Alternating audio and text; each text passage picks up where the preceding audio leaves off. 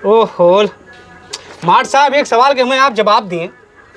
पूरा साल बच्चा आप खिया पढ़ी, समय समय में आपका हम फीस दिया, जौन कहो ड्रेस लिया, कापी लिया, किताब लिया, खाना पीना, डोनेशन फीस, टेस्ट फीस, दुनिया भरे खाइए जोन बताओ हम सब किया। आज गिदारा का रिजल्ट हमारे 40% आवा। क्या जिम्मेदार है भाई, क्या जवाब दिए? देखिए सर, इसमें विद्यालय परिसर की कोई गलती नहीं है। आपका बच्चा शुरू से ही पढ़ने में वीक है और वो वीक ही रहेगा। पढ़ता लिखता नहीं है तो कहाँ से पास होगा, कहाँ से अच्छा नंबर आएगा? अरे तो फिसिया हमको उन्हें बात कर दिया तरहन भाई। अरे सर परेशान मत होइए, एक सवाल का जवाब दीजिए हमें। आपके बच्चे की डिलीवरी किस हॉस्पिटल में हुई थी? अब ऐसे का लेना देना है? बताइए। जिला अस्पताल में भय रही है।